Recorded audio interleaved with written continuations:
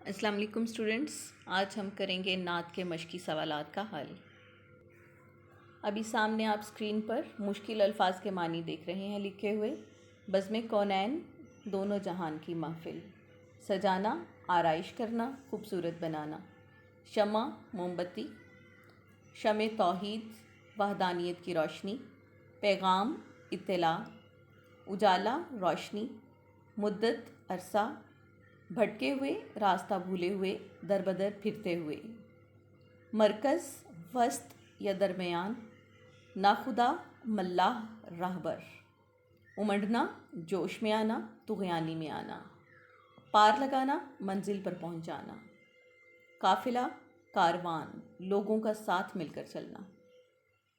منزل، پہنچنے کی جگہ۔ راہ دکھانا، راستہ بتانا، رہنمائی کرنا۔ چشم بیدار، جاگنے والی آنکھ، مراد سمجھدار لوگ۔ اسرار خدائی، اللہ کے راز، خدائی کے بھید۔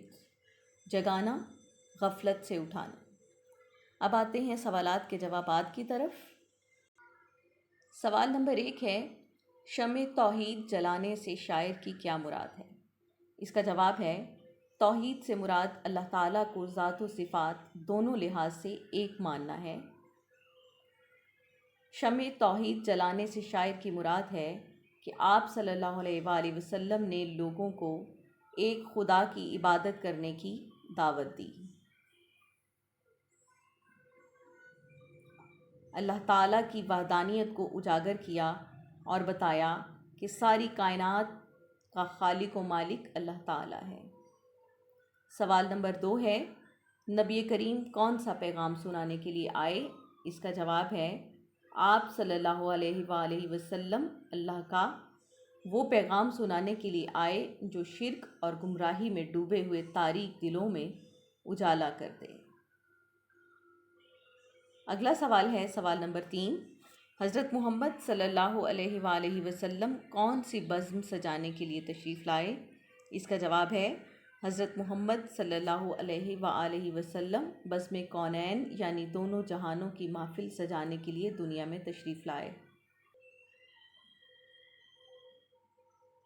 اگلا سوال ہے، آخری شعر میں سونے والوں کو جگانا کے الفاظ استعمال ہوئے ہیں، بتائیں ان کا کیا مطلب ہے؟ جواب ہے، سونے والوں کو جگانا کے الفاظ کا مطلب ہے کہ وہ لوگ جو اپنی منزل کھو چکے تھے اور خواب غفلت یعنی گمراہی میں مبتلا تھے، آپ صلی اللہ علیہ وآلہ وسلم نے ان کو آ کر بیدار کیا، گمراہی سے نکال کر ہدایت کے راستے کی طرف رہنمائی کی۔ اب آتے ہیں، الواحد کے جمع بتائیں گے ہم۔ پہلا لفظ ہے کشتی، اس کا اس میں جمع ہے کشتیاں۔ دوسرا ہے منزل، اس کا اس میں جمع ہے منازل۔ پھر ہے طوفان، اس کا اس میں جمع ہے طوفانوں۔ اگلا لفظ ہے قافلہ، اس کا اس میں جمع ہے قافلے۔ پھر ہے مرکز اور اس کا اس میں جمع ہے مراکز۔ اگلا سوال ہے، دیے گئے الفاظ کو جملوں میں استعمال کریں۔ یہ سامنے جملوں میں استعمال کر کے نمونے کے طور پر دکھایا گیا ہے، آپ اپنے طور پر بھی ان الفاظ کے جملے بنا سکتے ہیں۔ توحید، اللہ کی وحدانیت کا اقرار کرنا توحید کہلاتا ہے۔ قافلہ، ابو سفیان اپنا تجارتی قافلہ شام سے مکہ لے کر جاتا تھا۔ پیغام، قرآن مجید در حقیقت اللہ تعالیٰ کا ابدی پیغام ہے۔ اگلا لفظ ہے مدت، آپ صلی اللہ علیہ وآلہ وسلم ایک مدت سے بھٹکتے ہوئے انسانوں کو سیدھے راستے پر آپ صلی اللہ علیہ وآلہ وسلم نے ایک مدت سے بھٹکتے ہوئے انسانوں کو سیدھے راستے پر گامزن کر دیا۔ گامزن کا معنی بچوں آپ کو آتا ہوگا، گام کہتے ہیں قدم کو، گامزن ہونا قدم اٹھانا یا روانہ ہونا۔ اگلا سوال ہے، مذکر اور مؤنث الفاظ الگ کیجیے۔ کچھ الفاظ کی فہرست دی ہوئی تھی، ان میں سے مذکر اور مؤنث الفاظ الگ الگ سامنے لکھ دیے گئے ہیں۔ مذکر ہے پیغام، مرکز اور قافلہ۔ مؤنث الفاظ ہیں شمع، بزم اور منزل۔ اگلا سوال ہے دیے گئے الفاظ کو ان کے متضاد سے ملائیں۔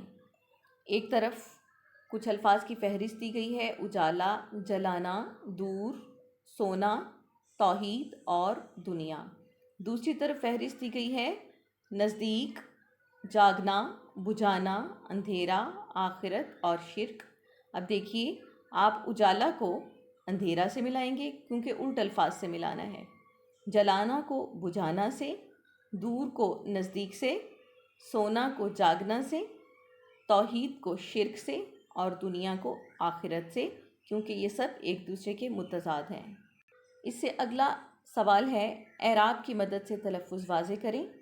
پہلا لفظ ہے مدت، میم کے اوپر پیش، دال کے اوپر تشدید کا نشان اور زبر، تے کے اوپر جزم۔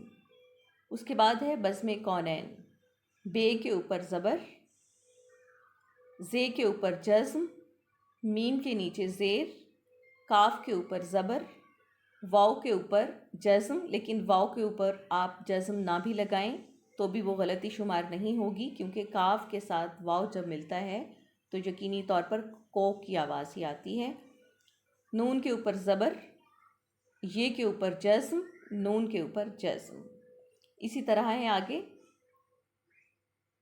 شمع توحید، پہلے شمع، شین کے اوپر زبر، میم کے اوپر جزم اور عین کے اوپر بھی جزم، پھر ہے تے کے اوپر زبر، واو کے اوپر جزم، ہے کے نیچے زیر، یہ اور دال دونوں کے اوپر جزم ہے۔ اگلا لفظ ہے دور، دال کے اوپر پیش ہے اور پھر واو اور رے دونوں کے اوپر جزم۔ اس سے اگلا لفظ ہے اسرار، الف کے اوپر زبر، سین کے اوپر جزم، رے کے اوپر زبر، پھر الف اور رے کے اوپر جزم۔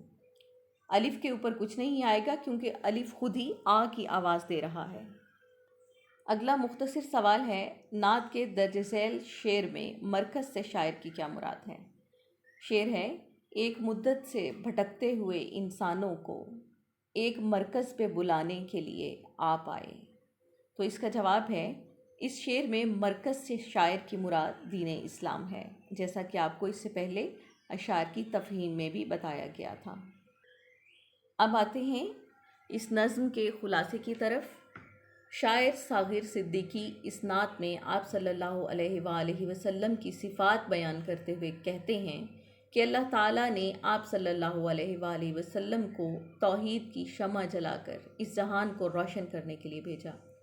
اچھا، خلاصہ کل سبق کا تقریباً 1/3 حصہ ہوتا ہے، یعنی کہ کل سبق کو اگر 4 حصوں میں تقسیم کر لیا جائے تو اس کا ایک حصہ جو ہوگا اس کے برابر خلاصہ ہوتا ہے۔ لیکن چونکہ یہ نظم ہے تو نظم میں کا خلاصہ لکھتے ہوئے یہ خیال رکھا جاتا ہے کہ تمام اشعار کو ذکر ضرور کرنا ہے، تمام اشعار میں دیے گئے ہوئے موضوع کا ذکر کرنا ہے، لیکن تشریحی انداز میں نہیں بلکہ مختصراً تمام اشعار کے مفہوم کو بیان کرنا ہے۔ جی، ہم پہلی سطر پڑھ چکے تھے۔ اگلی لائن ہے: اور ساری دنیا کو اپنا پیغام سنانے کے لیے بھیجا جو ان کے دلوں کو ہدایت کی روشنی سے منور کر دے، بھٹکے ہوئے انسانوں کو راہ راست پر لانے کے لیے بھیجا۔ جس طرح ایک ملاح امنڈتے ہوئے طوفانوں میں کشتیاں پار لگاتا ہے، بالکل ایسے ہی اللہ تعالیٰ نے آپ صلی اللہ علیہ وآلہ وسلم کو لوگوں کو گمراہی کے طوفانوں سے بچا کر ہدایت کے ساحل پر پہنچانے کے لیے بھیجا، بھٹکے ہوئے قافلوں کو ان کی منزل کا راستہ بتانے کے لیے بھیجا۔ جو لوگ خدا کی ذات سے آشنا ہیں، خدا نے ان کو اپنے رازوں سے آگاہ کیا، اور جو غافل اور ناآشنا رہے، خدا نے ان کو غفلت سے بیدار کرنے کے لیے آپ صلی اللہ علیہ وآلہ وسلم کو بھیجا۔ اب آتے ہیں مرکزی خیال کی طرف۔ مرکزی خیال کیا ہوتا ہے؟ پوری نظم میں جو بات تفصیل سے بیان کی گئی ہوتی ہے اس کا اصل میں لب لباب، یعنی شاعر کا مقصد کیا ہے، وہ اس تمام تفصیل سے نتیجہ کیا دینا چاہتا ہے، اس نتیجے کو مرکزی خیال کہتے ہیں۔ تو اس نعت کا مرکزی خیال یہ ہے کہ آپ صلی اللہ علیہ وآلہ وسلم کے آنے سے پہلے دنیا گمراہی میں ڈوبی ہوئی تھی، لوگ ایک خدا کو بھول چکے تھے۔ ایسے حالات میں آپ صلی اللہ علیہ وآلہ وسلم لوگوں کو برائیوں کی دلدل سے نکالنے اور اللہ تعالیٰ کی وحدانیت کا پیغام سنانے کے لیے دنیا میں تشریف لائے۔ اس طرح سے نعت کا سبق ختم ہوا۔ اگر کوئی بات وضاحت طلب ہو تو آپ کمنٹس میں پوچھ سکتے ہیں۔